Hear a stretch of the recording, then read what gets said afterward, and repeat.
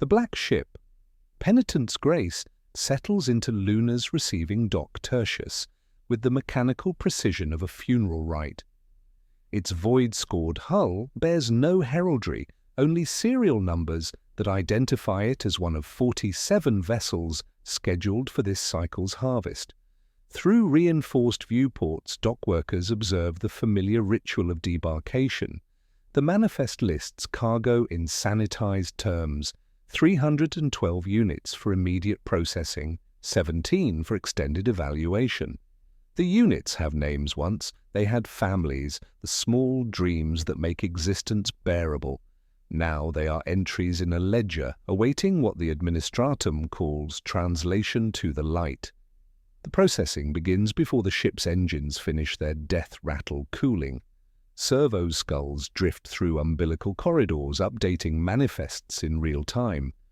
Behind blast doors, the quiet rooms wait in sterile anticipation. The name itself is bureaucratic poetry. These chambers are neither quiet nor rooms in any meaningful sense. They are sorting facilities designed with the same industrial efficiency that processes grain or manufactures bolter shells. The difference is that grain does not weep. At a high lectern beneath a flickering lumen rune, Clerk Jorick performs his inherited duty. His family has served in this capacity for 6 generations, each learning the rhythm of the stamp, the weight of the seal. The forms he processes bear the header, translation to the light, logistics sheets, not prayer cards. He reads columns by touch, more than sight: intake code, provenance, psychic index, disposition. A servo skull floats the inkwell to his hand when the stamp dries. He does not look up when Sisters of Silence pass, their presence dragging the air cold. He does not look up when a child says, "Mother," in a language he does not recognize. He stamps, the ink bleeds slightly, translated. Through bulletproof glass, tech adepts thread cables into the hands of the chosen, murmuring the litany of illumination. The cadence is familiar and wrong. It begins like a hymn and resolves like a checklist. Intake stable at 30 lumens. Flux within sanctioned range. Align the conduits. Seal the manifold. Banish the name. Sustain the lumen. Feed the light. Watch the gauge. Purge the strain. The adepts tap each phrase on conduit casings as they speak, knuckles counting beats like maintenance steps. Once, these words appeared in technical manual Theta Ni, filed under Psychic Conductivity Optimization Protocols. The migration from engineering document to sacred text occurred during the 3rd millennium, when direct language proved too uncomfortable for institutional memory. The numbers are not secret, merely unremarked. Terra's receiving stations maintain steady state, approximately 1,000 souls per day, translated into useful burn, with buffers for festival tides and campaign surges. The dockmaster's register shows the rhythm, 50 here, 100 there, entire, holds when the scholar's harvests exceed projections. Some cycles climb to 1,100, others drop to 980, requiring emergency requisitions to balance the ledgers. There is comfort in arithmetic. The Astronomicon neither brightens nor dims to the layman's eye, but navigators feel fluctuations in their bones and file quiet, unsent memos documenting the correlation. We found an early litany fragment etched into a data slate spine in a Mechanicus annex, rubricated as STC illumination subroutine, maintain beacon output between sanctioned bounds, prevent feedback through reverse polarity rapids, never break the circle while current flows. Centuries of ecclesiarchy interpolation sanded the edges and inserted virtue where procedure once lived. A line becomes a tone, seal becomes sanctify, purge becomes purify. It remains efficient propaganda because it remains technically accurate. If the sequence fails, something important dies. The institutions here do not meet in secret rooms to plot. They do not need to. The Adeptus Astronomica posts requisitions as lightless numbers that move ships, the Mechanicus files maintenance prayers that read like patch notes. The imperial cult teaches citizens to kiss the stamp's mark because it means their suffering is accounted, therefore meaningful. The custodies stand behind glass, heavy with gold and silence, ensuring meaning never becomes question. None could survive a world where the ledger stopped. We call it conspiracy for lack of better terminology. The better word is function. The Emperor's darkest secret does not hide behind sealed doors. It lives in throughput tables, in hands that connect cables in identical sequences at identical hours, in the way stamps hit paper and bleed. A machine of hunger operates here, feeding an absence shaped by purpose, a wound he opened, pursuing a future he did not finish. There is a road beneath the palace that was meant to lead elsewhere, away from the storm, and a breach where the road failed. What wound beneath terror requires this daily tithe in human light? Why does the prayer that feeds it read like a manual written by someone who knew exactly which switches to flip? The 1,000 souls that burn each day in terror's quiet rooms are not feeding a god. They are feeding a wound, a catastrophic breach in reality that was never meant to exist. To understand why the Emperor's light demands such constant fuel, we must examine what he was building when the light began to fail. Beneath the imperial palace lies the shattered remnant of humanity's stolen future, a network of tunnels punched through the webway itself, intended to free our species from the very forces that now demand daily sacrifice. The Emperor's grand design was not conquest but construction. While his gene sons claimed worlds in his name, he carved passages through dimensions the Eldar had traveled for millions of years. This was to be humanity's own webway network, a transportation grid that would render the warp obsolete. Ships would move through clean corridors of folded space at engine speed, not drifting on probability currents through the sea of souls. Messages would slide along hard-walled conduits without burning astropath minds. Colonies would not vanish in translation storms. The Great Crusade could expand without the silent attrition of psychodeath and demon predation. Construction began in the deepest catacombs beneath the Himalaya, where archaeotech machinery hummed through shifts measured in centuries. The scale defied comprehension. Portal configurations followed hexagonal matrices, each junction requiring 6 anchor points to distribute dimensional stress into prepared counter-realities. At every node, psychic resonance dampeners thrummed at frequencies calibrated to human neural patterns, drowning ambient warp noise the way breakwaters blunt ocean swells. The technology was not inherited but stolen, reverse-engineered from Eldar principles, and adapted for human physiology. The Golden Throne was not built as life support. It rose from a sunken dais as the master control nexus for the entire network, a psychic amplification device designed to allow its operator to monitor and direct traffic across thousands of tunnel routes simultaneously. The Emperor intended to sit upon that throne as humanity's eternal navigator, guiding ships through passages that existed outside normal space and time.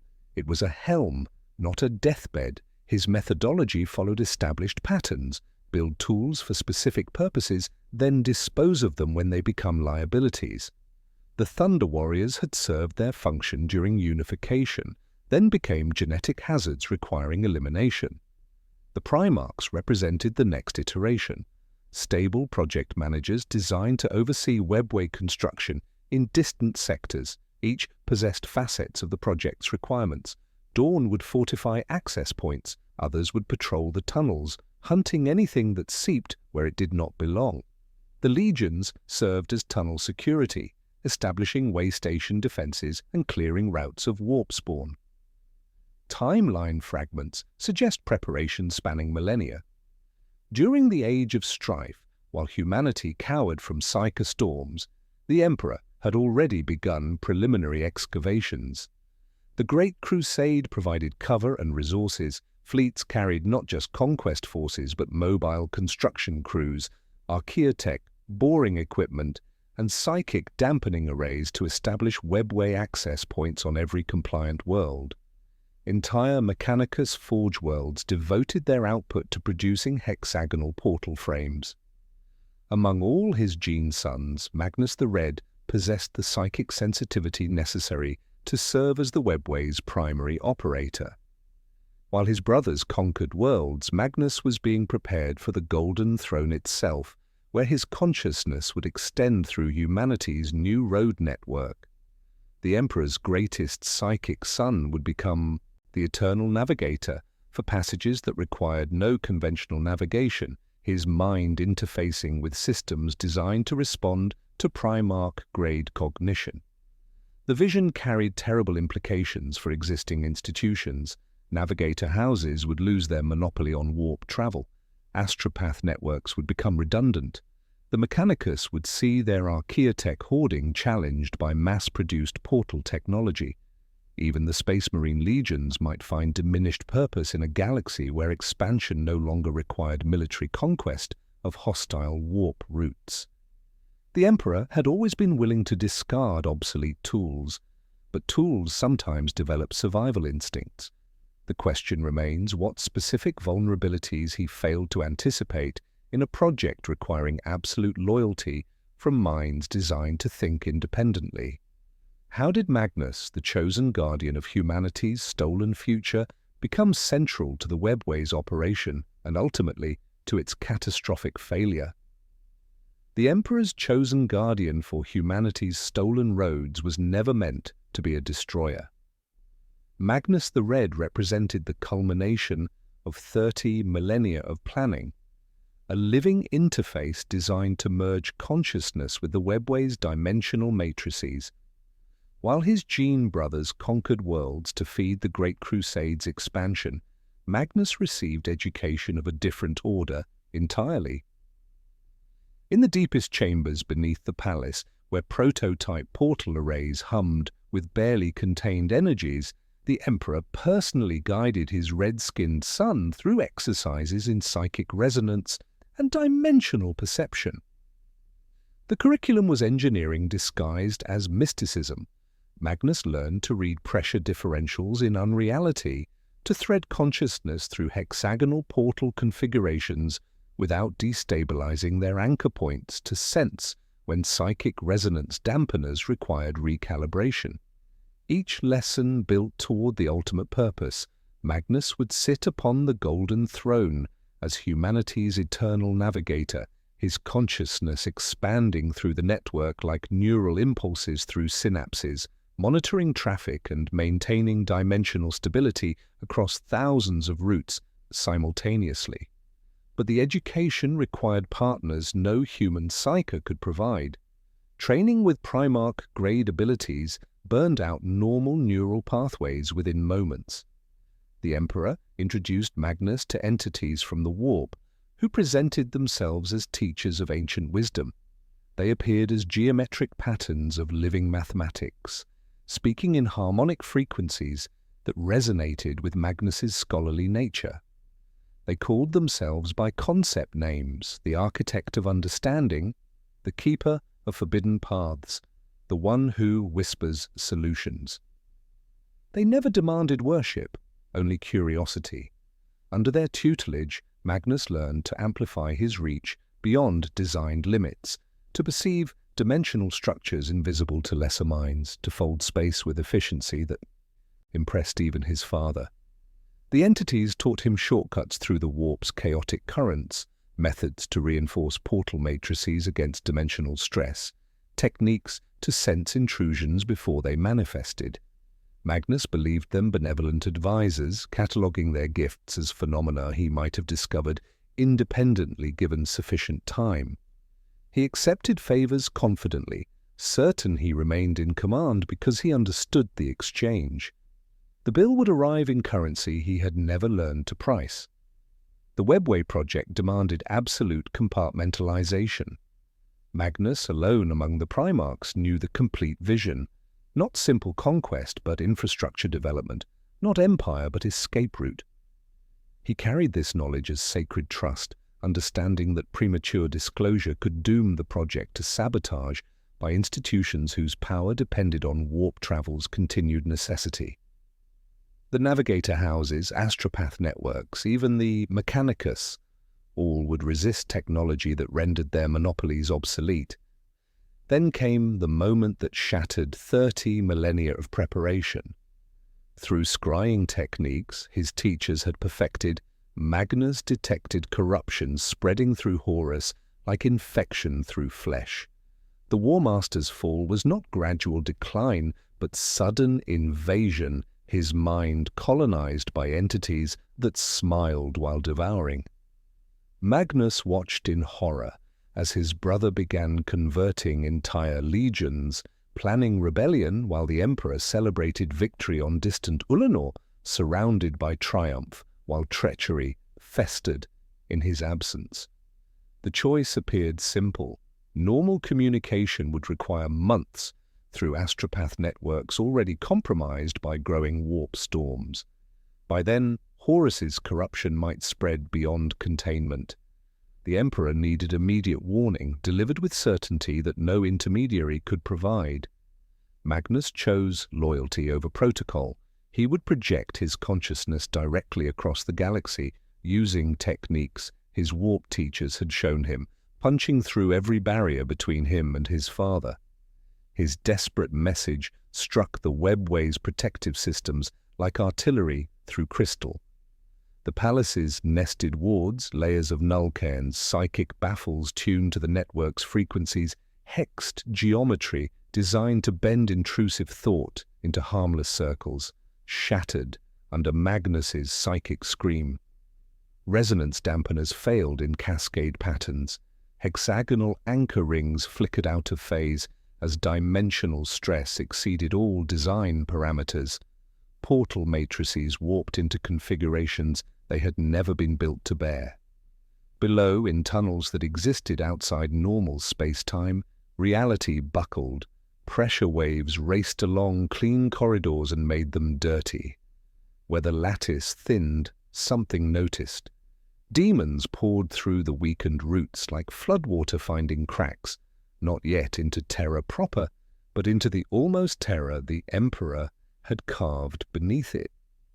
Magnus's teachers revealed their true nature as his warning tore holes they could finally exploit. The Emperor's response was immediate and devastating. He abandoned Ulanor's celebrations, leaving triumph incomplete to race back to terror. The Golden Throne's purpose changed in hours from control nexus to containment system. Tech adepts tore open housings never meant to be touched, rerouted conduction channels from traffic management to brute force projection, wired auxiliary feed lines that transformed metaphor into literal consumption. The first black ship quotas doubled without proclamation. The litany of illumination acquired new verses that did not rhyme, increase output to sanctioned overdraw, maintain circle integrity, deny reverse flow at all costs. Magnus had acted in perfect loyalty. His warning reached its target, delivered with precision his teachers had enabled. But loyalty married to urgency became sabotage.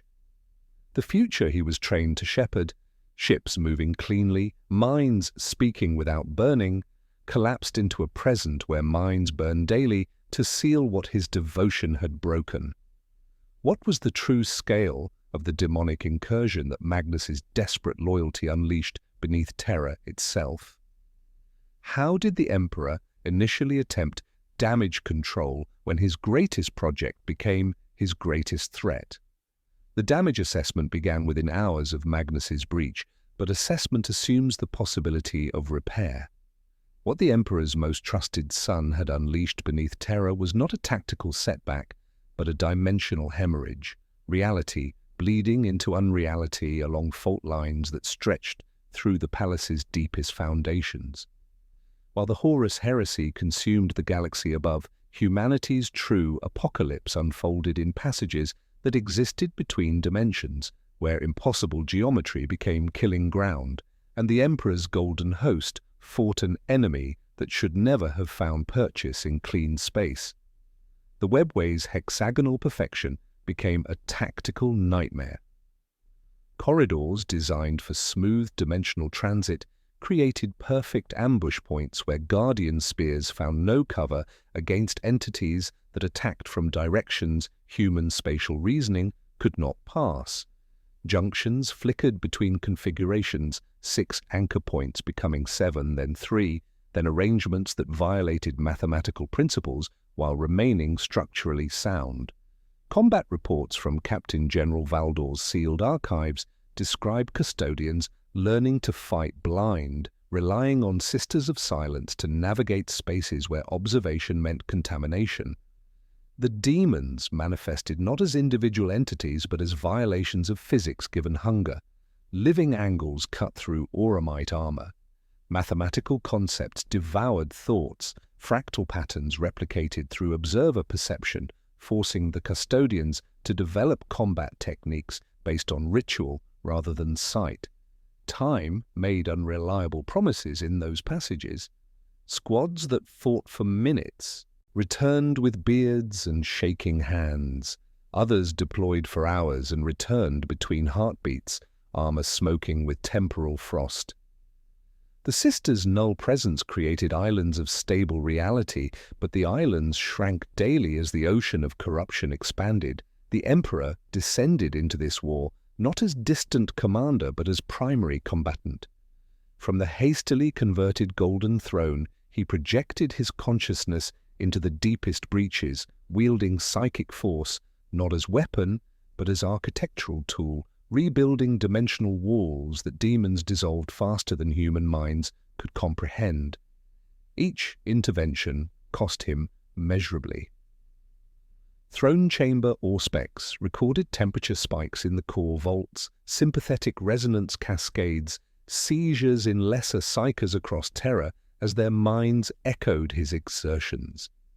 Before his corruption claimed him entirely, Apothecary Fabius of the Third Legion compiled restricted medical observations that read like prophecy written in clinical language. His notes documented cellular degradation patterns unlike anything in Imperial archives. Neural pathways showed burn scarring from psychic overload. Muscle tissue displayed crystalline deposits where warp energy had condensed into physical matter. Most disturbing were temporal anomalies, cells aging at different rates, some regenerating backwards, others locked in decay cycles that repeated without resolution. Fabius recorded seizures lasting exactly 43 minutes and 11 seconds, recurring every 6 hours with mechanical precision. During these episodes, the Emperor's consciousness departed his physical form entirely, manifesting as pure psychic force in webway chambers where conventional matter could not survive dimensional pressure. His body remained functional but empty, breathing through autonomic processes while his mind fought wars in spaces that existed only when observed.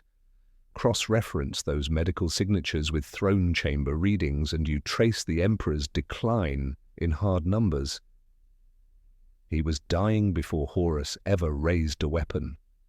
The Mechanicus response escalated through increasingly desperate measures. Tech Dominus Malcador authorized demon-proof bulkheads using blessed adamantium and hexagrammic script, but materials proved insufficient against entities that existed as concepts rather than physical forms. Psychic dampening fields required constant recalibration as demon frequencies shifted to match their harmonics. Automated defense systems triggered on motion and electromagnetic signatures, but demons manifested as violations of physics that sensors could not. Each technological solution failed along predictable curves. Bulkheads held until demons found resonant frequencies that made blessed metal sing itself apart. Dampeners muted the warp until the warp learned to whisper between pulses. Rotary guns spat consecrated ammunition at phenomena that did not understand momentum until it unmade them. The Mechanicus achieved only time bought in difficult minutes, shape imposed on chaos through constant vigilance. Victory belonged to other wars. Here, the only meaningful metric was whether the door to terror stayed closed. The objective, crystallized through bitter experience, containment, not victory, represented the only achievable goal. The webway's dimensional anchor points throughout terror began failing in sequence, each collapse threatening new breach sites across the planet's surface. Evacuation plans were drafted, then abandoned, when it became clear that fleeing would only spread contamination. The Emperor made the calculation that would define 10 millennia: seal what could be sealed, feed what must be fed, hold the line at any cost. Power requirements exceeded all projections. Emergency requisitions doubled black ship quotas, then tripled them as dimensional stress continued mounting. The litany of illumination acquired new verses written in tech-adept binary: increase output to sanctioned overdraw, maintain circle integrity, deny reverse flow at all costs. The clinical language migrated into sacred text because precision mattered more than poetry when reality hung by threads. By the war's end, Fabius's final assessment documented systemic failures across multiple organ systems. Neurological pathways had been rerouted so many times that normal thought required conscious effort. Cellular regeneration had become dependent on external psychic input. Without constant warp energy infusion, the Emperor's body would begin dying within hours. The Golden Throne's conversion from navigation nexus to life support was not preparation for future wounds, but response to existing damage. The irony completed itself with mathematical certainty. Magnus's desperate warning had reached its target, but receiving it had crippled the receiver. When Horus finally struck his killing blow, he would be delivering death to someone who had been slowly dying for years, sustained only by the same energies that had destroyed his greatest work. How severe was the Emperor's physical decline before Horus wounded him? What emergency measures were implemented to maintain his deteriorating form as the webway consumed his very essence? The medical ledgers from the webway war strip mythology to mechanism. Cross-referencing Fabius's restricted assessments with throne chamber telemetry reveals the truth Imperial doctrine cannot acknowledge. The Emperor's body was failing before Horus ever raised Worldbreaker. Cellular degradation cascaded through neural pathways burned thin by sustained psychic projection. Organ crystallization progressed as warp exposure converted living tissue into something between flesh and mineral. The throne battle delivered killing blows to a form already dying by degrees, sustained only through emergency measures that had converted humanity's greatest technological achievement into desperate life support. The conversion crisis began during the webway's collapse, when the Emperor's consciousness spent increasing time projected into dimensional breach points while his body remained anchored to failing systems. Initially, brief excursions posed manageable risk, but contaminated dimensional feedback created neural burn patterns that accumulated faster than regeneration could repair. Each psychic intervention left scar tissue in his brain. Each dimensional seal required cellular energy his metabolism could no longer replace through normal consumption.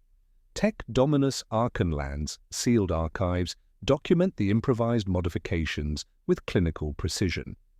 The Golden Throne's psychic conduits, designed to route webway traffic through hexagonal portal matrices, underwent emergency rerouting within days of Magnus's breach. Master control noospheres were bridged to crude biofeedback loops. Navigation interfaces became neural extension cables. The original purpose, traffic supervision across clean corridors, was gutted to prioritize two grim functions: anchor the breach and keep the operator alive long enough to repeat the process. Biological maintenance systems followed similar patterns of desperate escalation. Autoventricular pumps were sutured into the Emperor's great vessels when psychic excursions left his heart pausing between realities. Chemostatic dialysis lattices scrubbed metabolites no human physiology should produce, including crystalline residues catalogued as warp precipitates. Nutrient feeds required constant adjustment, as temporal drift meant substances nourishing at dawn might poison by dusk if local time had shifted under dimensional stress. The psychofeeding mechanism represented the conversion's ugliest necessity. Auxiliary galleries were bored into vault walls to accept the quiet room's output directly. Psycho-reactive capacitors translated harvested consciousness into spectra the throne could metabolize. What began as temporary measure, condemned criminals drained to extend projection range, escalated through volunteers to conscripts to the 1,000-soul daily quotas that maintain baseline function. Sisters of Silence stood watch to prevent resonance feedback from imprinting dying faces on chamber walls. It happened anyway. These modifications shared a critical flaw. They were emergency measures, not engineered solutions. The Golden Throne had been constructed over millennia using archaeotech principles the Mechanicus understood only partially. Core components operated through dimensional mechanics that predated imperial science, relying on inherited rather than developed technologies. When crisis demanded rapid modification, tech priests worked through trial and error, installing systems that functioned without comprehension of operational parameters. Component failure rates accelerated under improvised load. Psychic conduits designed for single-user navigation began burning out under multi-user drain. Power distribution networks suffered cascade failures when demand exceeded design capacity. Each repair required cannibalizing components from other systems, creating new vulnerabilities that demanded further improvisation. Mean time between failures trended in directions that made optimistic projections impossible. The Mechanicus established maintenance protocols based on observation rather than understanding. Tech priests learned to recognize warning signs, temperature fluctuations in specific housings, harmonic variations in dampening fields, color changes in nutrient feeds, without comprehending underlying causes. They developed ritual responses to each symptom, following procedures that worked without knowing why. The litany of illumination became operational checklist disguised as prayer because precision mattered more than comprehension when systems failed faster than knowledge accumulated. Nothing about this configuration is elegant. The Golden Throne as it exists is improvised emergency apparatus lashed onto archaeotech foundations only partly understood. Certain components refuse replication, gravitic inverters labeled in scripts older than Mars, null cairns that lose efficacy when copied, core manifolds that punish improper prayer with capacitor flashover. Replacement capacity trails degradation by percentages that compound annually. By the Webway War's end, medical assessment revealed final irony. Horus struck someone already dead in every meaningful sense. The Emperor's consciousness persisted only through mechanical extension, his body maintained only through artificial intervention, his authority sustained only through institutional amnesia about emergency measures that kept him functional. The conversion established patterns defining 10 millennia. Emergency became standard procedure, desperate improvisation became sacred ritual, mechanical failure became divine mystery requiring faith rather than understanding. What are the throne's multiple hidden functions beyond life support that strain its failing components? How do tech priests maintain systems they don't fully comprehend while component failure rates continue accelerating? The failing systems beneath the palace require fuel measured in human consciousness, and the Astronomicon serves as both cover and engine for this consumption.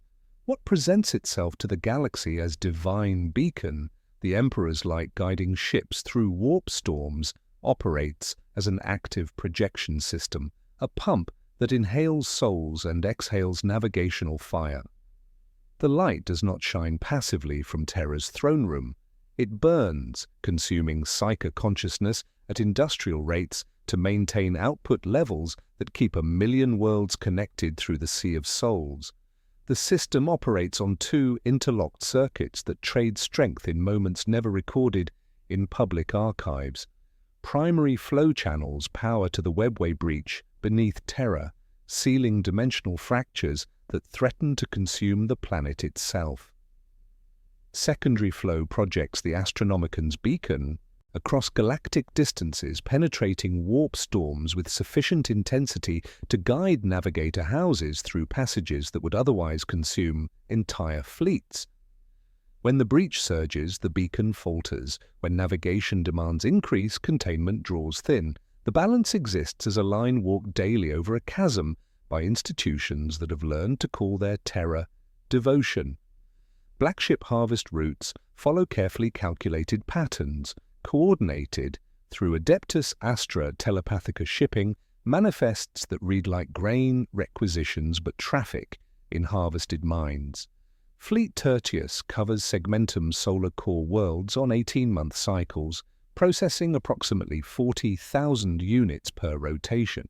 Fleet Secundus works outer rim territories with higher yield ratios, as frontier populations produce more untrained psychers per capita than civilized worlds where detection leads to early removal. Fleet Primus handles emergency requisitions and specialized collections, including dangerous cases requiring immediate extraction from populated areas. Processing begins the moment cargo bay doors seal, triage systems sort incoming shipments by psychic index and stability ratings through protocols refined over millennia of industrial efficiency.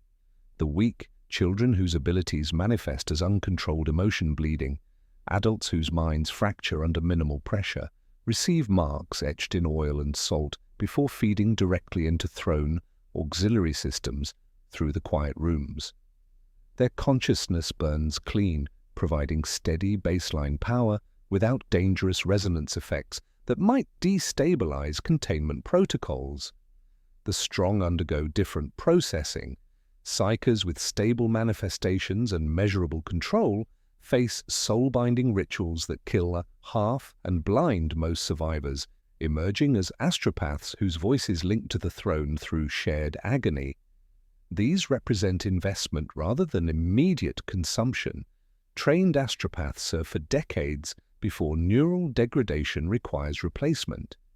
The dangerous cases face immediate execution, their abilities too volatile for any constructive application.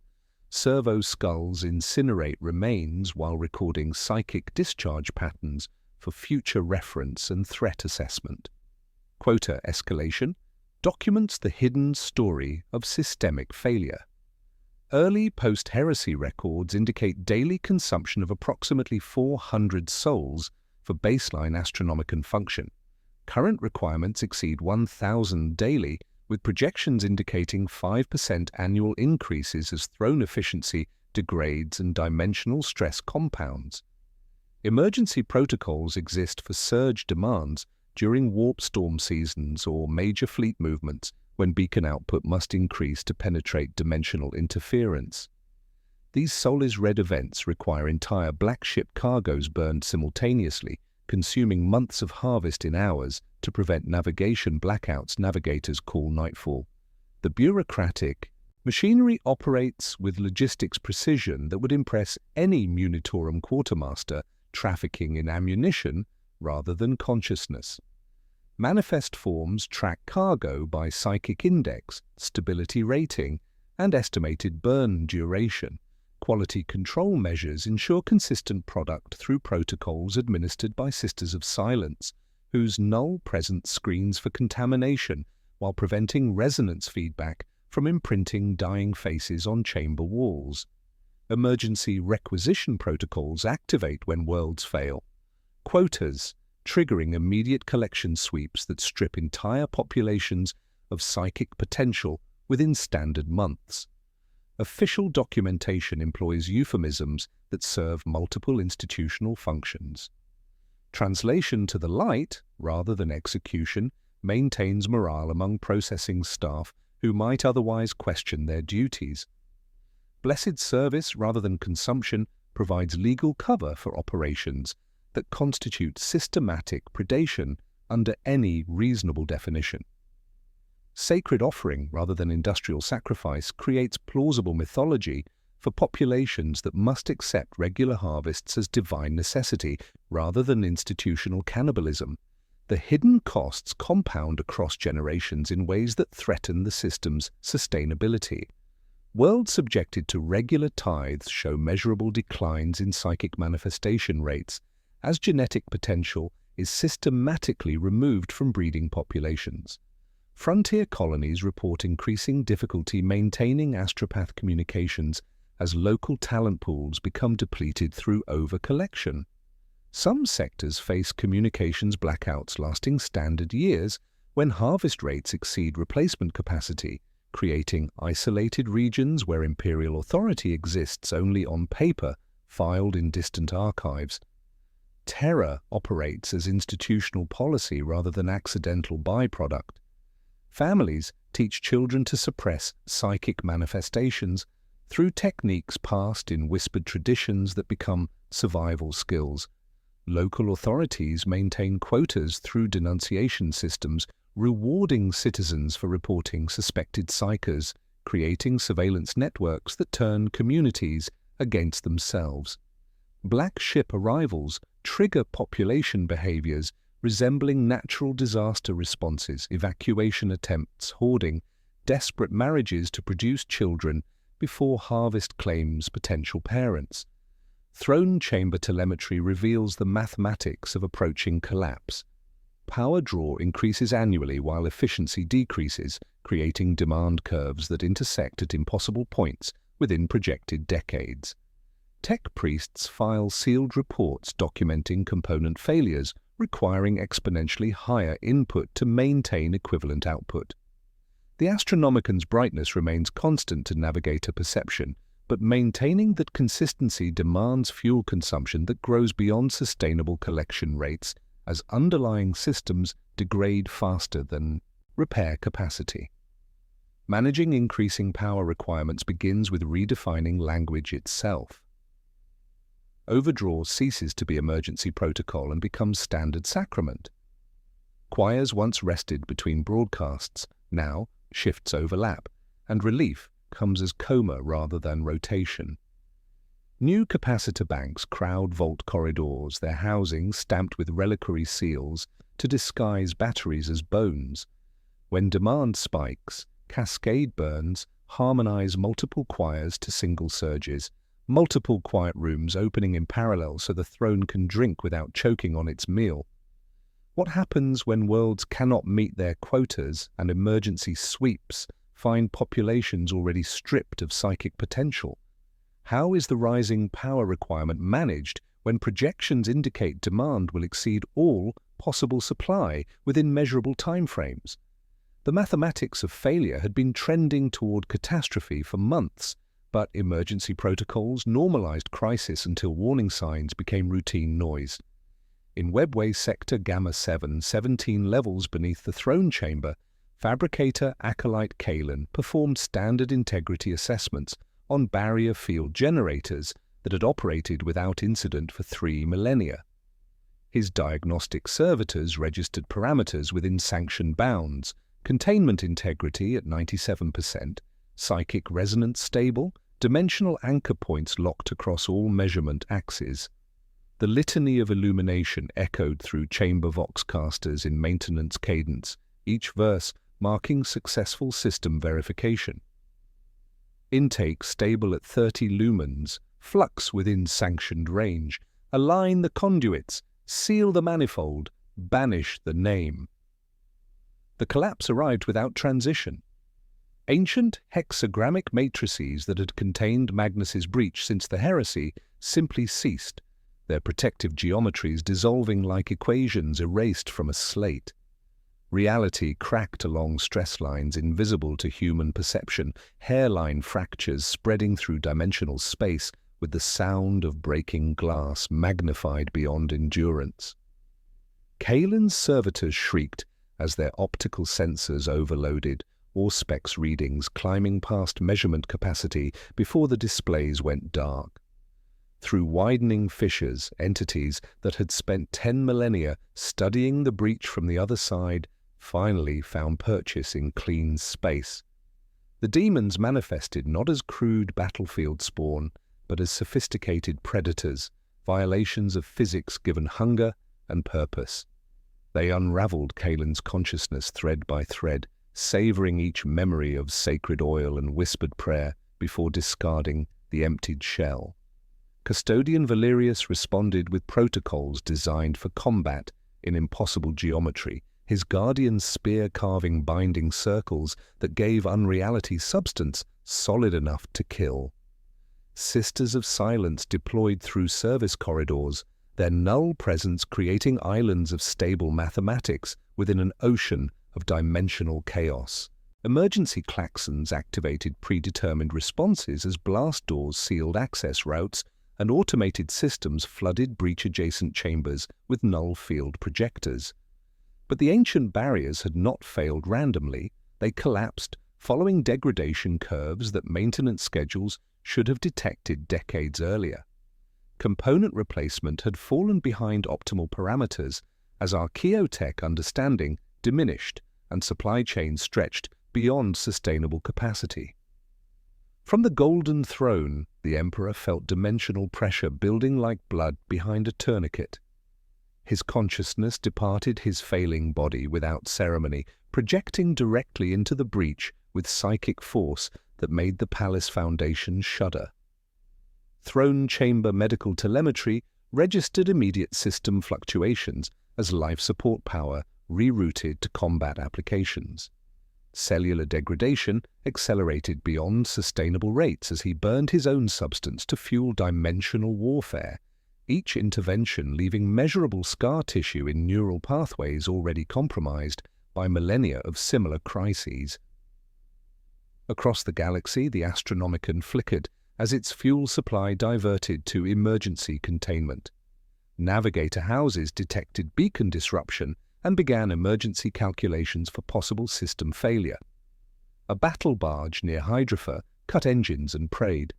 Pilgrim convoys scattered to avoid collision as their masters trusted bloodlines to sense light that suddenly pulsed like a failing heart. The Emperor's intervention manifested as geometric impossibility, his psychic presence imposing human logic on spaces that operated by alien mathematics. Tech priests throughout affected levels performed final services through calculated sacrifice.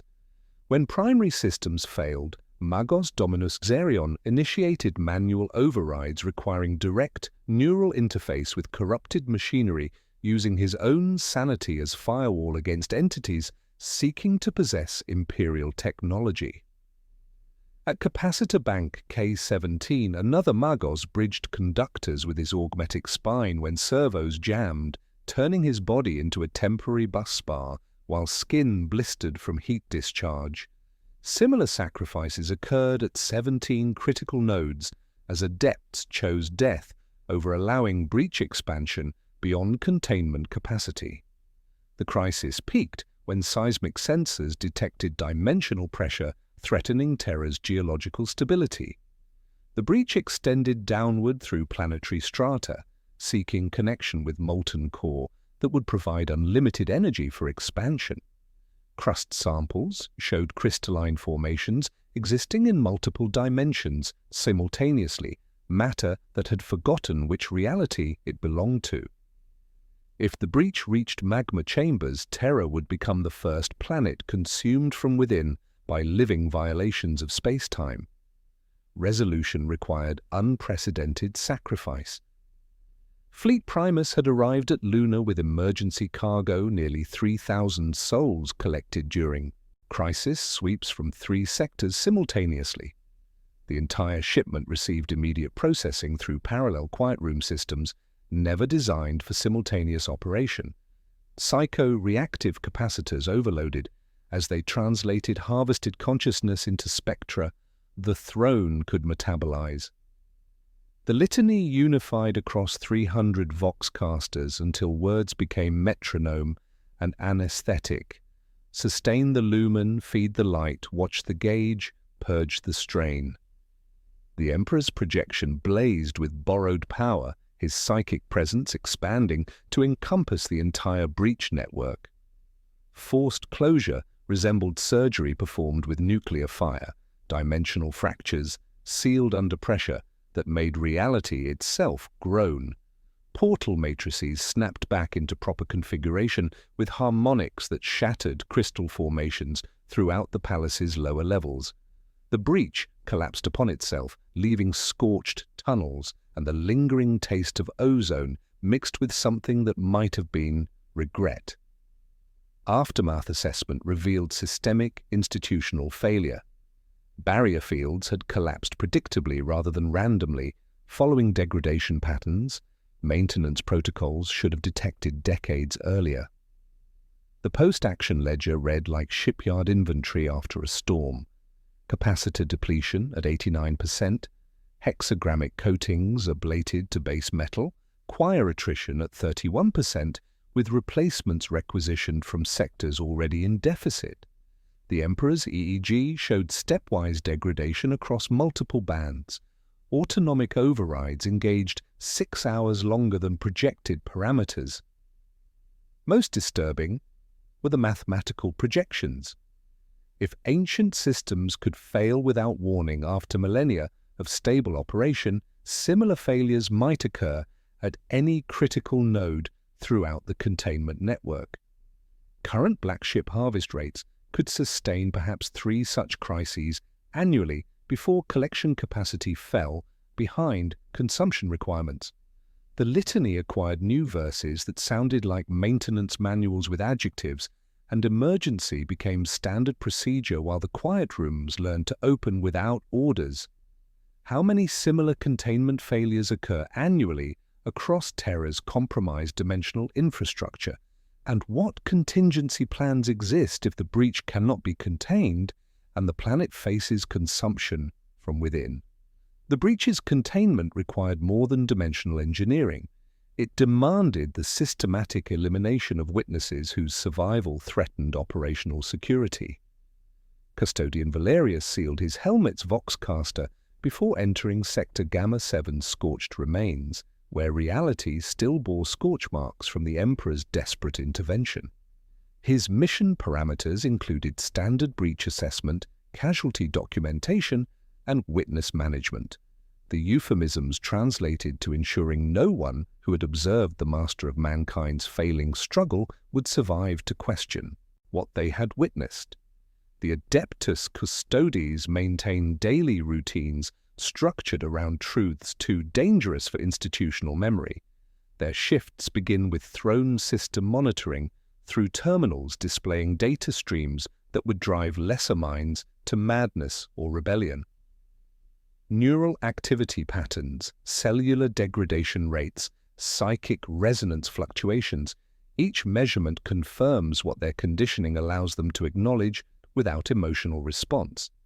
They watch the Emperor's chest rise under mechanical rhythm, observe microtremors ripple his fingers when his consciousness departs to wrestle dimensional pressure, and sign requisitions that will strip 5 worlds of psychers this cycle instead of 4. Watch officers sit before Auspex banks tracking harmonic drift in the throne's conduits, every deviation greater than 1 part in 10,000 triggering silent alarms and psalms recited in the old tongue that double as maintenance checklists. Patrols trace the warded steps along inner webway doors, tapping each seal ring with guardian spearbutts to test resonance integrity. On the hour, a shield captain crosses the choir galleries counting breaths, ensuring no singer has slipped into the kind of coma from which consciousness never returns. Between duties, they stand behind reinforced glass, watching the man they call Master of Mankind, while logging voltages that measure his decline in hard numbers. Their psychological conditioning operates through compartmentalization protocols installed during their creation process. Neural restructuring creates cognitive barriers that separate operational knowledge from emotional response, allowing them to observe institutional atrocity with clinical precision while maintaining absolute devotion to imperial authority. They cultivate memory palaces with locked rooms reserved for unacceptable truths, opening doors to conduct necessary work before sealing them without allowing contents to leak into corridors where sleep and sanity live. The conditioning renders contradictions survivable. The Emperor is divine and he is dying, the system is necessary, and it is murder. Classified protocols recognize that even well-maintained machines produce dangerous sparks. When a menial collapses after seeing too much of the Emperor's face through suddenly unshielded lumen windows, protocol quietus applies, removal to the dais of silence, memory scrub via electropsychoinduction, and blank serum, reassignment to low sensory labor if cognition survives the process. When tech priests linger over failed components whispering dangerous questions, how can a god degrade? Responsible custodians cite writ of compliance C. Wax, granting immediate martyrdom with blades that never miss their target.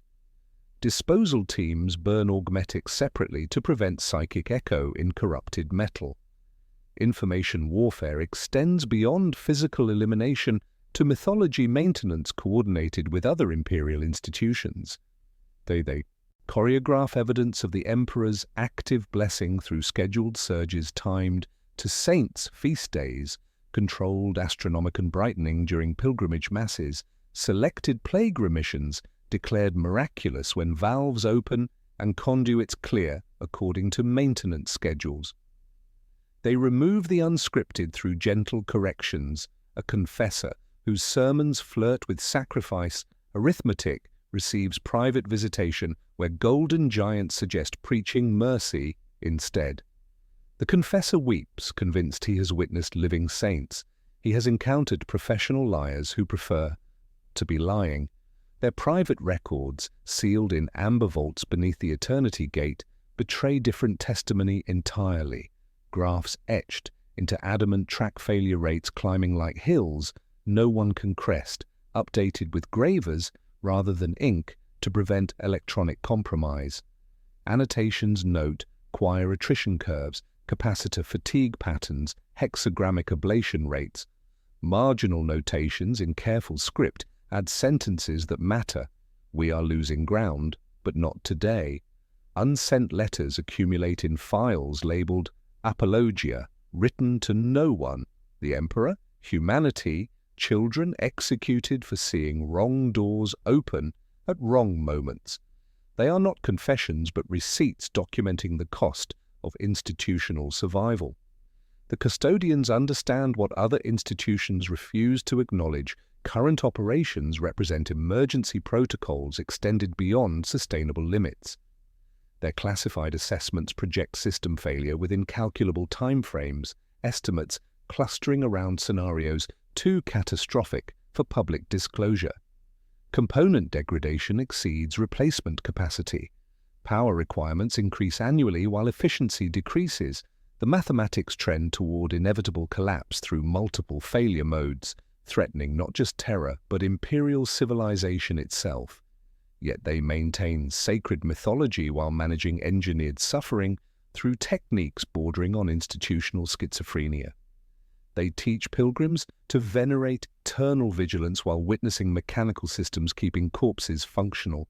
They enforce doctrine about divine martyrdom while processing requisitions for thousand-soul daily consumption, maintaining baseline operations. They guard humanity's holiest shrine, knowing it functions as an abattoir disguised as a temple, protecting species survival through comprehensive deception about protectors' true nature. Their unique burden manifests in behaviors other institutions mistake for religious devotion. Absolute ceremonial silence reflects operational security rather than reverence. They cannot speak without destroying faith that keeps the Imperium functional. Perfect discipline emerges from understanding that deviation might trigger discoveries shattering imperial civilization. Personal logs reveal psychological costs. Dreams where the Emperor speaks in machinery's voice requesting forgiveness for choices, transforming salvation into systematic predation. Others document phantom-burning sensations, sympathetic responses to agony their master endures through mechanisms they help maintain. In maintenance passages after crises, when child servants crouch behind coolant drums with hands over ears and eyes wide with rotting knowledge, custodians kneel so shadows will not frighten, ask for names, then perform the only kindness their office permits. Reports read, "Corridor cleared, sanitation complete."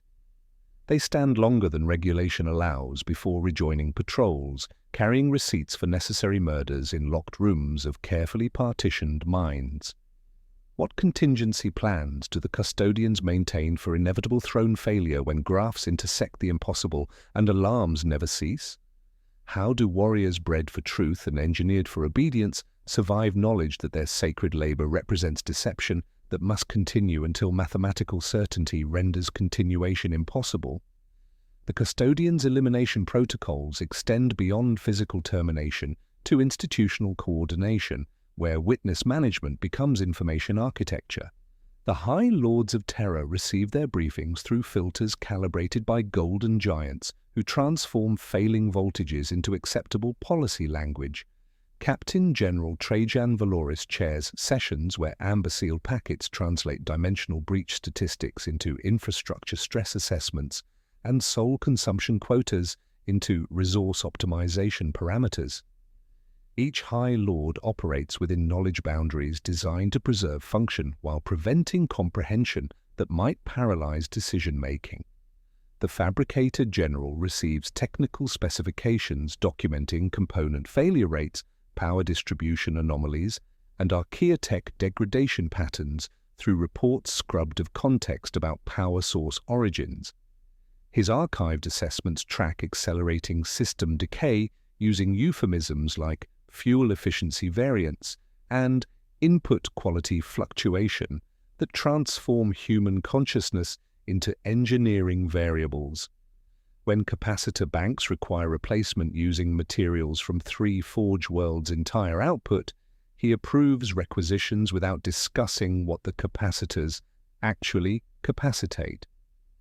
The Master of the Administratum manages black ship schedules, harvest quotas, and processing efficiency metrics through logistics frameworks that treat souls like grain shipments, requiring careful inventory management. The Ecclesiarch authorizes sacred rituals and pilgrimage programs that disguise industrial processes as divine mystery, maintaining popular faith through mythology that conceals mechanical reality. His theological assessments frame increasing power requirements as evidence of the Emperor's growing blessing, requiring greater devotional offerings from faithful populations. The Grand Master of Assassins maintains elimination protocols targeting dangerous knowledge. Accumulation, receiving automated target lists that provide operational parameters without explaining threat assessment criteria. His agents remove tech priests who ask uncomfortable questions and scribes whose records connect patterns better left unconnected. Resource allocation has become quiet civil war fought through tithe percentages and budget footnotes. The Fabricator General pushes priority Sigma shipments of rare alloys and null-cairn substrates to Terra, starving fleet refit schedules until battle fleets become ceremonial displays. The Master of the Astronomicon petitions for expanded harvest authority, converting emergency collection sweeps into routine practice, while populations learn to hide their children when ships approach. The Paternoval envoy demands beacon stability guarantees. Responses arrive as prayers rather than promises.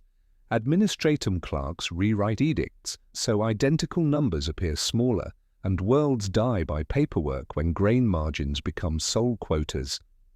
These debates mask deeper philosophical divisions over post-throne contingencies, classified planning scenarios that assume system failure without specifying mechanisms. The traditionalist faction, led by the Ecclesiarch and supported by conservative administratum elements, advocates maintaining current mythology indefinitely through enhanced propaganda campaigns and expanded saint veneration programs. They propose increased pilgrimage quotas and miracle scheduling to reinforce divine narrative against mounting evidence of mechanical reality, arguing that imperial faith can survive any crisis if properly managed. The pragmatist faction, centered around younger mechanicus elements and efficiency specialists, argues for controlled disclosure programs preparing imperial institutions for post-emperor governance. Their classified position papers suggest gradual revelation through carefully staged theological evolution, transforming divine sacrifice from active blessing to historical martyrdom while maintaining bureaucratic legitimacy through institutional rather than religious authority. They draft models showing initial unrest followed by increased compliance once quotas are framed as patriotic offerings rather than sacred mystery. The militarist faction, represented by the Lord Commander Militant and certain Navy elements, advocates preparation for succession warfare and regional fragmentation, assuming imperial unity cannot survive revelation of the Emperor's mortality. Their contingency planning focuses on maintaining core sector loyalty through military force while accepting periphery losses as inevitable consequence. They quietly stockpile resources and establish communication networks independent of astropath systems, preparing for scenarios where the Astronomicon fails and the Imperium fragments into competing successor states. Evidence of factional positions appears in sealed archives through documents never explicitly acknowledging their subject. Budget allocations for spiritual resilience programs fund propaganda campaigns maintaining faith during transitional periods. Personnel transfers labeled strategic redeployment position. Loyal officers where succession conflicts might emerge. Session transcripts reveal psychological toll through speaking patterns that avoid dangerous topics by institutional habit, creating conversations dancing around central issues without approaching direct acknowledgement. The Captain General's private communications reveal growing concern about sustainability of current deception protocols. Mathematical projections indicate system failure will eventually force acknowledgement of truths currently managed through institutional amnesia. When component degradation exceeds replacement capacity, when harvest quotas cannot meet power requirements, when dimensional containment fails beyond repair, compartmentalization strategy will collapse under undeniable evidence. Minutes record decisions about resource allocation and strategic planning without documenting the underlying crisis driving all considerations, while High Lords develop cognitive habits preserving essential ignorance about implications of their necessary work.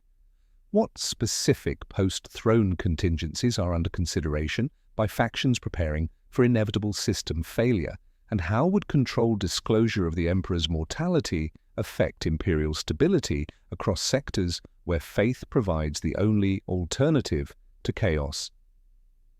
The High Lord's compartmentalized truth requires theological architecture capable of supporting political necessity, and the ecclesiarchy serves as chief architect of sacred deception. While the Captain General eliminates witnesses and the Fabricator General manages failing systems, the Adeptus Ministorum wages information warfare against humanity itself, transforming mechanical failure into spiritual mystery through doctrinal frameworks that explain divine silence as transcendent wisdom rather than neurological damage, preventing conscious response. Ecclesiarch Diasis Watitheth operates from briefings that arrive in amber seals bearing custodian authentication, documents that translate throne telemetry into theological language through euphemisms refined over millennia. Cellular degradation becomes divine contemplation requiring deeper communion. Power fluctuations become sacred breathing patterns of eternal meditation. Emergency soul consumption becomes increased blessing distribution to faithful populations. His archived sermons demonstrate masterful theological gymnastics, explaining the Emperor's immobility as eternal vigil, and his silence as profound contemplation that guides the galaxy through pure will rather than spoken word. The Ministerum's training programs acknowledge deception as sacred duty through curricula that separate operational knowledge from emotional response. Advanced seminarians study courses labeled pastoral psychology that teach techniques for maintaining conviction while preaching known falsehoods. They learn to compartmentalize truth into categories of necessary knowledge versus dangerous understanding, developing cognitive habits that preserve faith through deliberate ignorance. Outer seminary priests receive finished hymnals with tidy stories of saints who bled on schedule. Inner seminary cadres learn the art of omission, translating engineering crises into seasonal fasts, escorting pilgrim crowds past shuttered reliquaries while explaining that veils heighten revelation. These training differences create institutional schisms between those who know truth and those who genuinely believe propaganda. Cardinal Voss of Segmentum Solar maintains private correspondence documenting his psychological struggle with blessing pilgrims for journeys to terror while knowing they worship a corpse sustained by industrial murder. Opposing him, Cardinal Matthias of Hydrofer demonstrates genuine faith in imperial divinity, his sermons carrying conviction that converts thousands because he believes every word about eternal vigilance and active blessing. Between them exist quiet wars fought through pastoral assignments and doctrinal emphasis, where confessors who count souls too openly receive frontier transfers, and preachers who weep after glimpsing maintenance crucifixes find themselves subjects of loyalty reviews. Canonization operates as managed industry coordinated with other imperial institutions. The Office of Holy Verification maintains miracle calendars that track with maintenance windows, elevating the right corpse at the right hour, so beacon surges coincide with saints' feast days across multiple sectors. Saint Euphrates' healing miracles correlate with scheduled Medici shipments. Saint Dolan's battlefield appearances align with Officio Assassinorum deployment schedules. Regional bishops receive quotas for spiritual events distributed across calendar years, ensuring steady flow of divine evidence without clustering that might suggest artificial management. The Divisio Miraculum vets unscripted miracles, suppressing those that contradict approved narratives while amplifying events that reinforce faith in active divine intervention. The most sensitive development involves contingency planning for maintaining religious control if the emperor's death becomes undeniable. Project Phoenix outlines multi-stage theological evolution designed to survive revelation of mortality while preserving institutional authority. The eternal sacrifice doctrine frames the emperor's death as ultimate martyrdom, continuing to protect humanity through spiritual rather than physical presence. The divine ascension framework suggests his consciousness has transcended mortal shell, maintaining active blessing through pure spirit, unbound by flesh.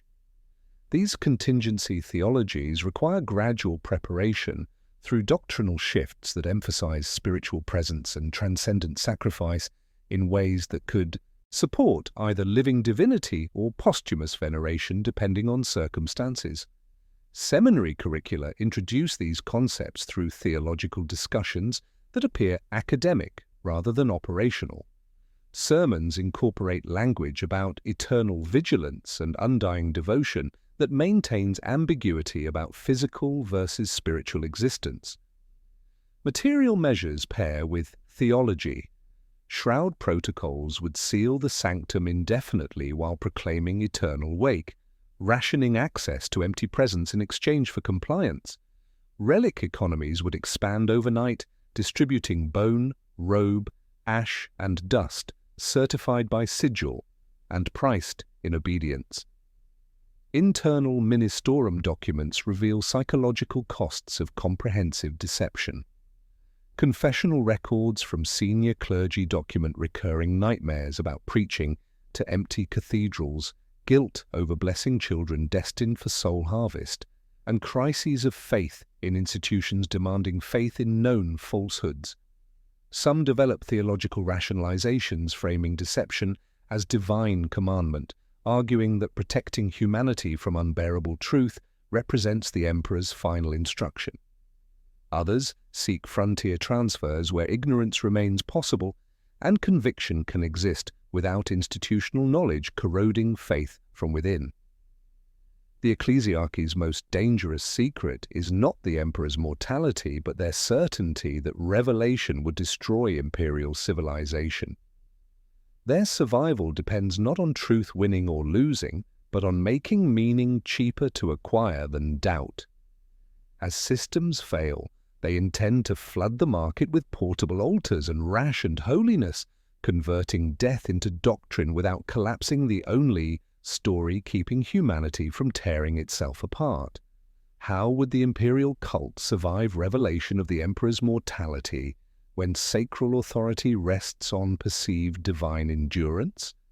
What theological justifications are being prepared to maintain religious control after the central figure of worship becomes undeniably deceased? While the ecclesiarchy constructs theological frameworks to survive revelation, the Adeptus Mechanicus confronts harder mathematics entirely.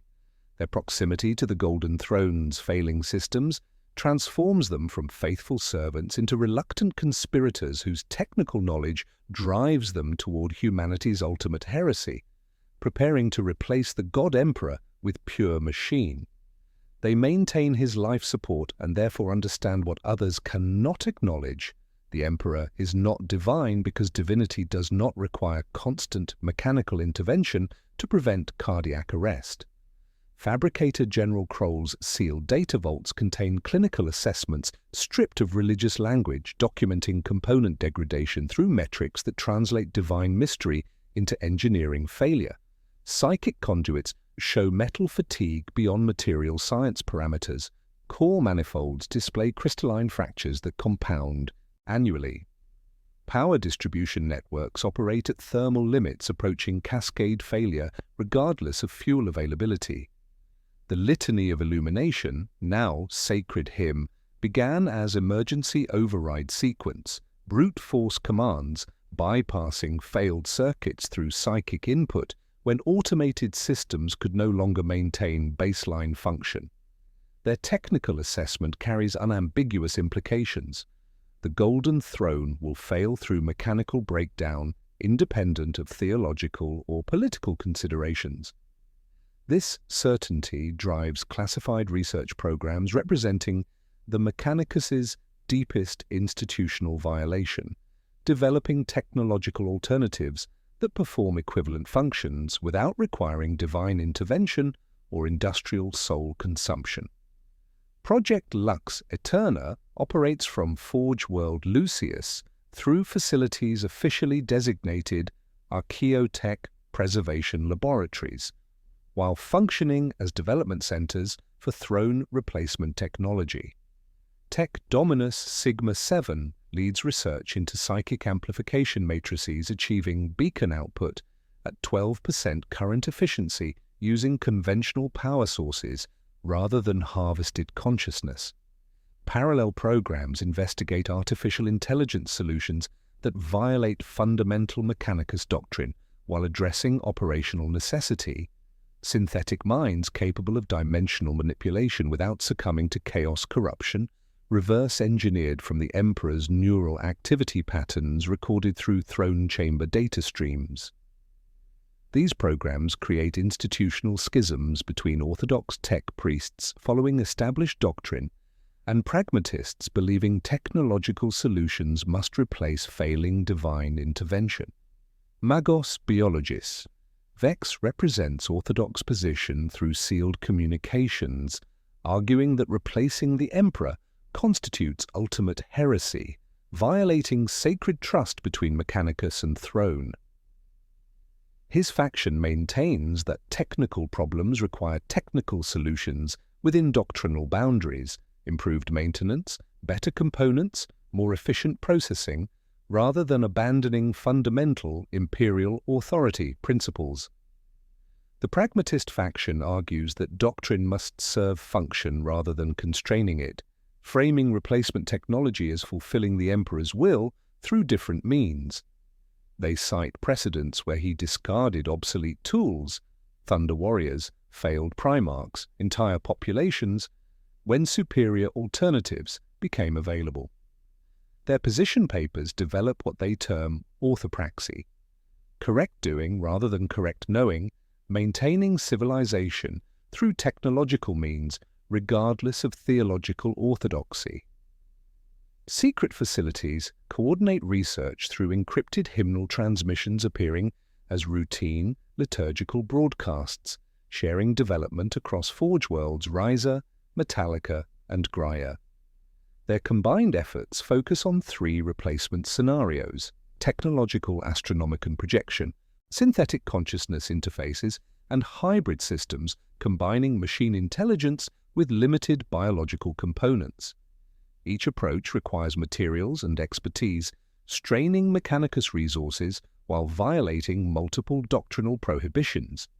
The psychological costs of maintaining systems they recognize as unsustainable atrocity manifest in tech priest personal logs, documenting guilt over blessing machinery that consumes souls, horror at calculating optimal harvest rates for human consciousness, and growing certainty that sacred duty involves perpetuating systematic murder disguised as divine necessity. Some develop cognitive heresy, simultaneous devotion to the Emperor, and conviction that replacing him represents the most faithful possible service. Most dangerous are moderate voices arguing for gradual transition, maintaining current systems while secretly developing alternatives, preparing for inevitable failure without triggering institutional crisis through premature disclosure. They stockpile rare materials, train specialized personnel, and establish manufacturing capacity for technologies that may never receive official authorization until mathematical certainty renders authorization irrelevant. The Mechanicus' ultimate heresy transcends replacing the God Emperor with machine consciousness. They prepare comprehensive doctrinal violation while maintaining perfect loyalty to his memory and mission. Their internal documents reference Pattern Solis Ultima, a replacement throne coupling nullstone pylons, choir engines, and oracular manifolds into synthetic sovereignty that would not live but would decide, holding breaches shut and projecting beacons through algorithmic rather than divine authority. It represents engineering solution to theological problem, mathematical answer to mythological question. Somewhere test cells pulse in darkness, somewhere confessors bless breaker panels, and somewhere custodians compile elimination lists. The race accelerates between orthodoxy sharpening anathemas and pragmatists completing trials, while degradation curves intersect the impossible regardless of factional preference. What specific technological alternatives are being developed in facilities that officially do not exist? And how do orthodox and pragmatist factions resolve fundamental disagreements when both claim to serve the Emperor's will through contradictory means that may determine humanity's survival? The Mechanicus factions wage theological war over replacement technologies while fundamentally misunderstanding the system they seek to replace. Their debates assume the Golden Throne represents failing machinery sustaining a dying victim, requiring technological salvation to preserve imperial function. But cross-referencing sealed data streams reveals a truth that renders their disputes irrelevant. The Emperor is not sustained by the throne's machinery. He operates it. His agony is not consequence of system failure, but deliberate choice, conscious, perpetual martyrdom engineered as humanity's salvation through systematic suffering. The evidence emerges through pattern recognition across institutional data that has hidden in plain sight for 10 millennia. Throne chamber telemetry shows neural activity spikes, correlating not with life support fluctuations, but with dimensional pressure increases requiring additional containment force. During the Hydrophore navigation crisis, beacon phase adjustments arrived 3 heartbeats before automated systems could calculate required changes. At Gamma 7's breach, micro-variations in containment pressure preceded custodian team deployment by margins impossible without conscious oversight. The mathematics reveal active rather than passive consciousness, someone watching, someone choosing, someone directing operations through will rather than automation. Decode the litany of illumination through its original technical context, and prayer reveals itself as operational manual disguised through millennia of theological revision. Intake stable at 30 lumens documents psychic energy absorption rates measured in human consciousness. Flux within sanction range confirms dimensional stability parameters preventing breach expansion. Align the conduits, seal the manifold, banish the name, provides step-by-step instructions for processing harvested souls through psycho-reactive capacitors into spectra the throne can metabolize. The Emperor authored these commands as engineering protocols before institutional memory transformed them into sacred text, and he continues executing them through conscious will rather than automated systems. His divinity reveals itself as engineered functionality rather than supernatural blessing. The transformation from mortal ruler to psychic infrastructure required deliberate choice to become humanity's living engine of salvation, accepting eternal suffering as operational necessity. Every soul fed to the throne passes through his consciousness before conversion to useful energy. He experiences each death, personally, child psychers, screaming for mothers who will never answer, sanctioned minds burning out in service corridors, entire black ship cargoes processed simultaneously during crisis surges. The agony accumulates without relief because relief would mean system failure and terror's consumption by entities probing dimensional barriers every moment of every day. The pattern that began with Thunder Warrior purges reaches ultimate expression through self-sacrifice. The Emperor built tools for specific purposes, then disposed of them when they became liabilities or obstacles to larger objectives. The Webway project failed, creating permanent breach requiring constant containment. The only tool capable of providing sufficient psychic force was the Emperor himself, transformed into conscious infrastructure through technology he had developed for different applications. He became the liability requiring disposal, but disposal meant accepting transformation into something that could no longer die because death would doom the species he had spent millennia attempting to save. Technical language migrated into sacred text because precision mattered more than poetry when procedures determined survival. The quiet ledgers documenting soul consumption became scripture because institutional memory required religious rather than clinical framework to remain psychologically sustainable. Clerks who stamp translation to the light perform acts of faith that disguise systematic predation as divine blessing, enabling continued function through comprehensive self-deception about the nature of necessary work. The Mechanicus maintained systems through ritual because understanding would paralyze function, while the custodians eliminate witnesses because knowledge would collapse civilization built on foundation of engineered martyrdom. The Imperium cannot function without daily consumption of souls because the Emperor's failed project made such consumption prerequisite for dimensional stability. Magnus's breach created permanent wound requiring constant psychic pressure to prevent expansion beyond Terra's core. The Webway's collapse transformed clean corridors into infected passages where demons probe for weakness continuously. Without the Emperor's conscious suffering channeling harvested souls into containment force, the breach would expand until it consumed the planet from within through living violations of space-time that exist as hunger given geometric form. This is not hidden atrocity but operational necessity embedded in Imperial infrastructure at every level. The 1,000 souls burned daily represent minimum viable fuel consumption for baseline function. During crisis surges, entire black ship cargoes feed simultaneous processing that would kill normal psychers through psychic shock alone. The Emperor absorbs this collective death agony and transforms it into protective force through conscious will that has not wavered across 10 millennia of perpetual torment. His greatest achievement transcends conquest or construction, sustained martyrdom that keeps humanity alive through systematic consumption of its own children, chosen deliberately as the only alternative to species extinction. The institutions surrounding him maintain necessary deceptions because acknowledging truth would collapse civilization, whose foundation requires comprehensive amnesia about its operational principles.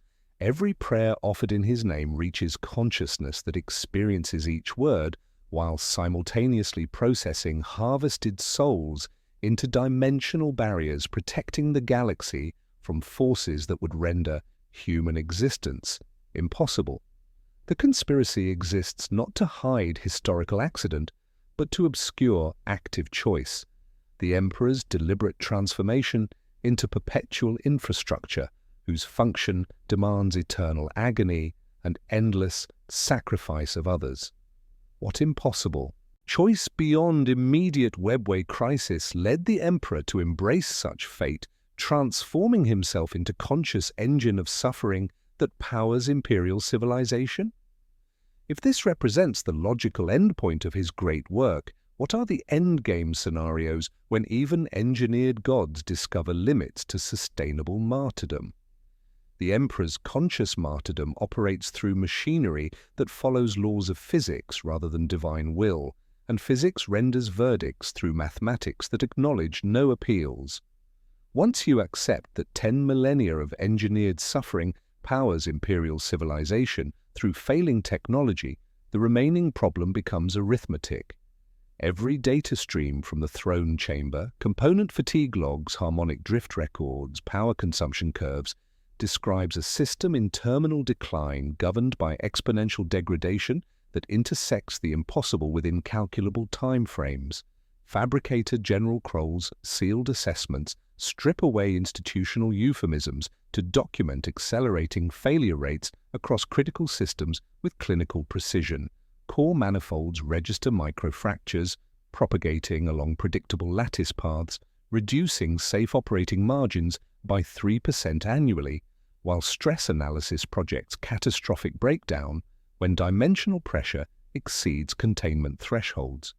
Psychic conduits display metal fatigue beyond material science parameters, their archaeotech foundations suffering ablation under loads never anticipated during original construction. Power distribution networks operate at thermal limits approaching cascade failure, requiring increasingly desperate modifications that compromise system integrity while temporarily maintaining function. The mathematics of consumption tell the darkest story. Daily soul requirements climbed from approximately 400 during early post-heresy operations to over 1,000 currently, with emergency surge protocols consuming entire black ship cargoes during crisis events that recur seasonally rather than generationally. Psycho-reactive capacitors suffer increasing impedance, requiring exponentially larger inputs to maintain equivalent output as their efficiency degrades through continuous maximum load operation. The Emperor's consciousness shows degradation patterns consistent with 10 millennia of unrelieved agony, necessitating higher fuel consumption to maintain equivalent containment force as his psychic reserves diminish under constant operational stress. Containment system instability compounds navigation infrastructure problems through feedback loops that strain multiple critical functions simultaneously. Dimensional anchor points along the webway breach lose coherence at accelerating rates, requiring the Emperor's direct intervention with increasing frequency, while seismic surveys detect hairline faults beneath the palace matching webway stress patterns rather than planetary geology. When the breach surges, terror flexes.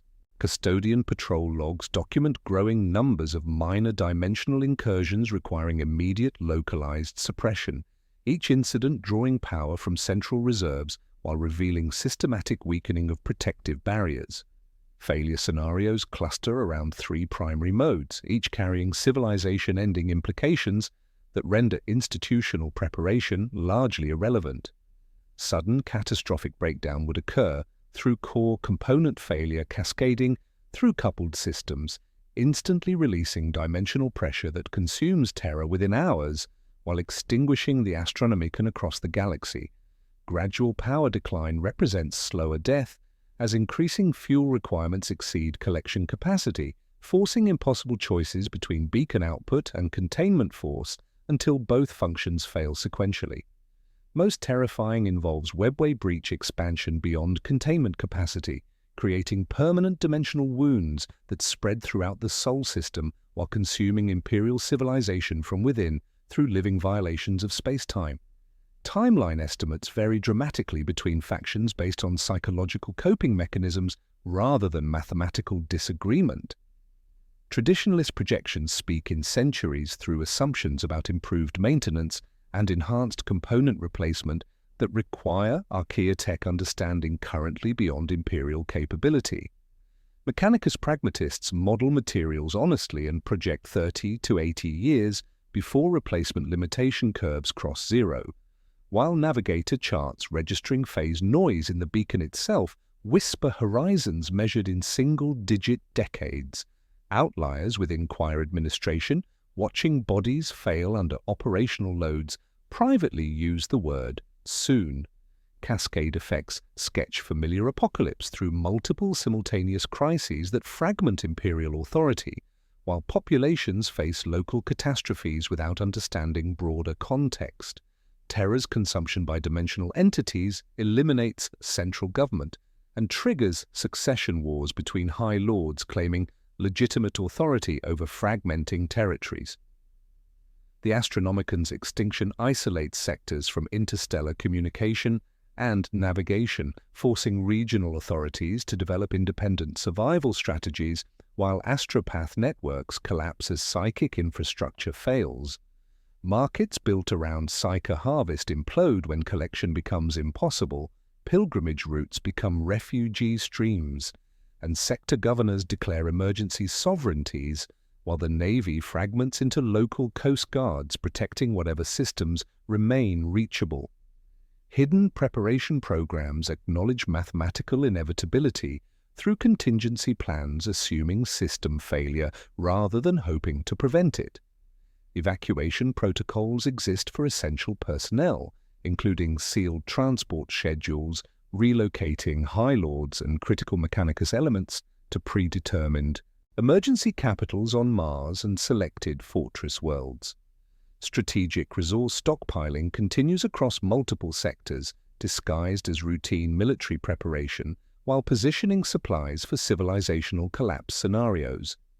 Alternative navigation systems receive classified development funding through programs officially designated redundancy enhancement, while functioning as replacement infrastructure for post-Astronomicon travel, though none approach the Emperor's capacity for conscious suffering transformed into dimensional barriers. The contingency myths sustaining popular hope, Star-Child resurrection, Sensei awakening, Last Wall activation, represent psychological comfort rather than practical solutions to infrastructure problems. None address the fundamental issue. The webway breach requires constant containment regardless of who provides psychic force, and no alternative power source matches the Emperor's engineered martyrdom. Even successful resurrection would face identical mathematical constraints unless system architecture changed through technological means currently beyond Imperial development capacity.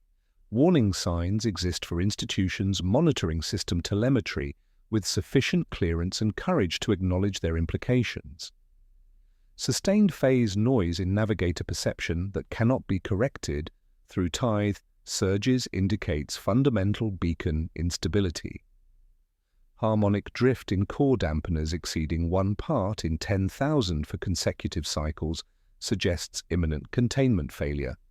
Multiple simultaneous breach flares, separated by anchor distance rather than causal chain, reveals systematic barrier degradation.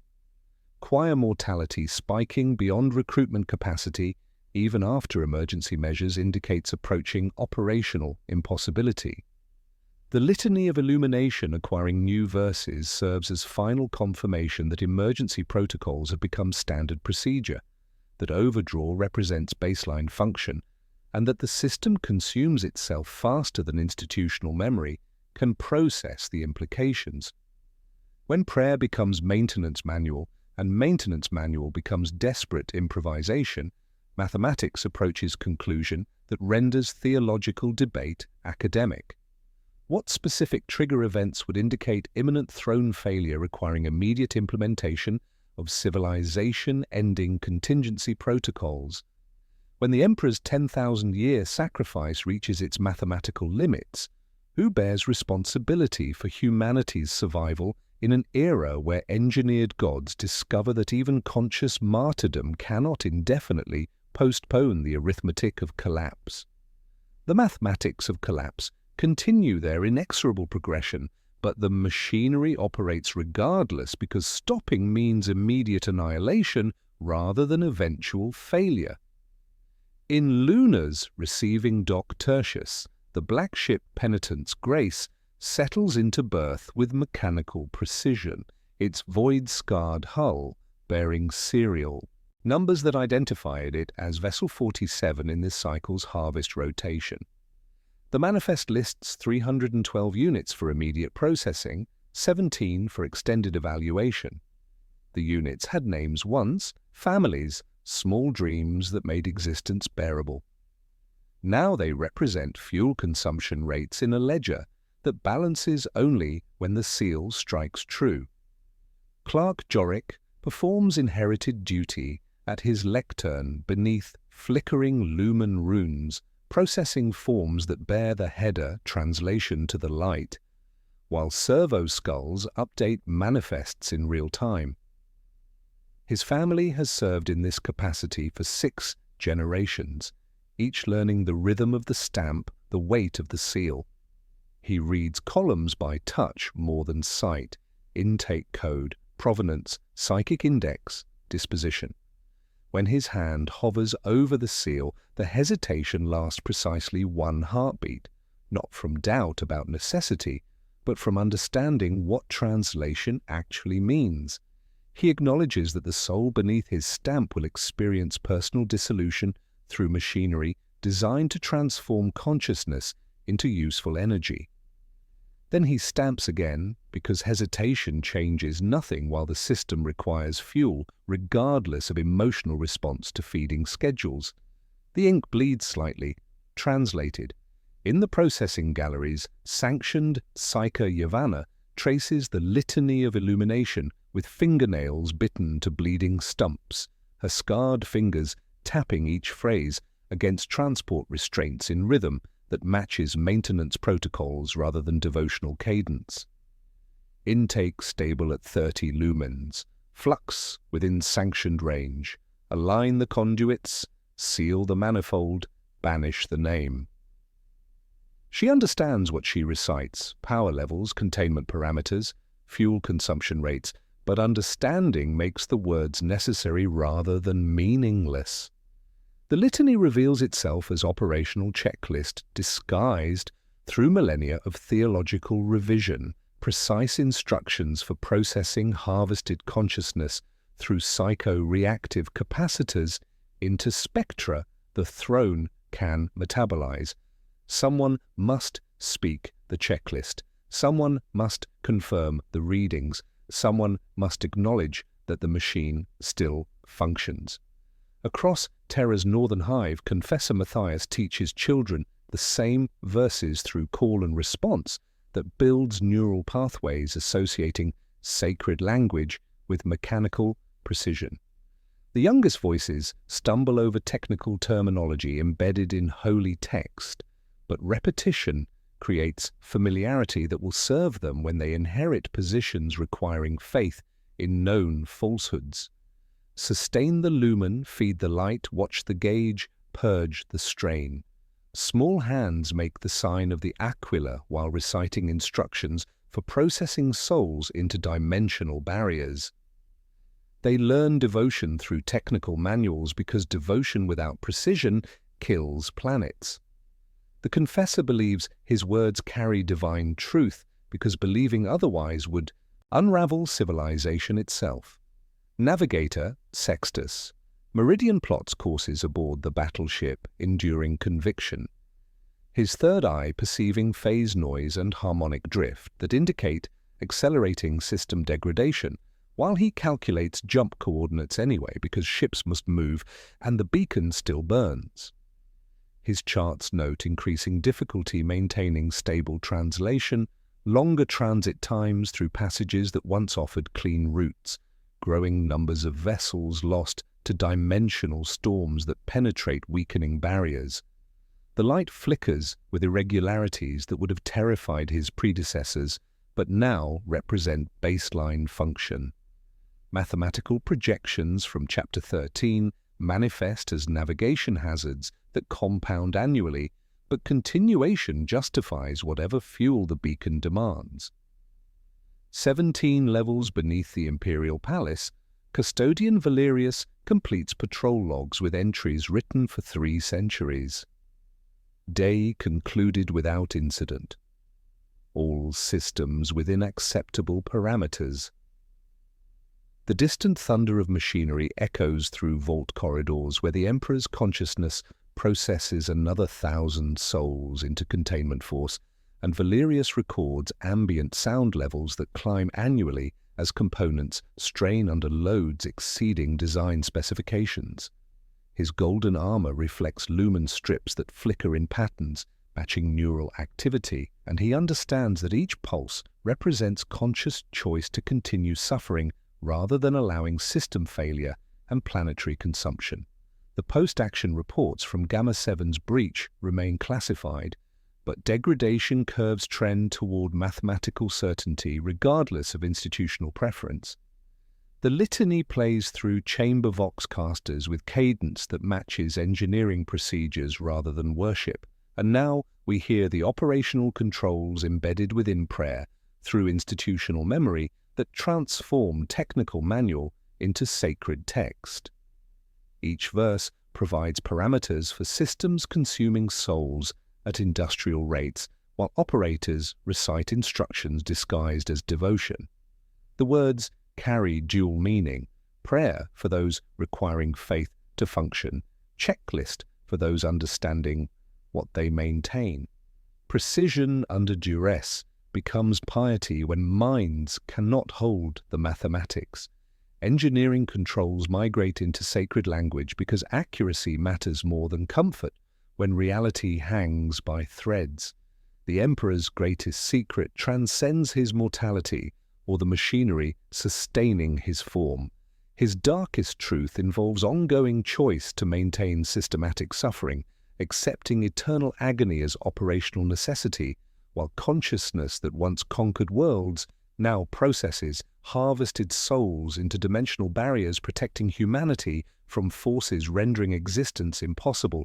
10,000 years of deliberate martyrdom, 10,000 daily deaths translated into protective force, 10,000 souls consumed to prevent billions from demonic consumption through mathematics, acknowledging no alternatives. This is not hidden atrocity requiring exposure, but operational necessity demanding acknowledgement.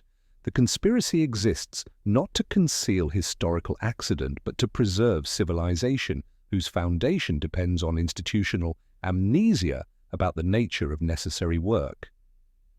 The Imperium functions through comprehensive predation, disguised as divine blessing, systematic consumption of its own children, transformed into infrastructure through technology requiring conscious suffering to maintain basic function. Every prayer offered in his name reaches consciousness that experiences each word while simultaneously processing harvested souls into barriers protecting the galaxy from cosmic predation. The only closure offered is procedural, survival protocols under maintenance theocracy that consumes souls to function, administered by institutions that have learned to call their terror devotion and their necessity faith. The light continues because someone chooses to maintain it through personal agony that accumulates without relief. The bill continues because the service provided species survival through engineered barriers against forces that would devour reality itself requires payment in currency that can never be fully settled. In the quiet rooms, the stamp falls again. The litany continues, the machinery endures, the vigil persists through mathematics that remain unchanged, and with them the price of another day in a galaxy where conscious gods discover that even infinite suffering has limits, but those limits have not yet been reached. The light burns, and with it everything else.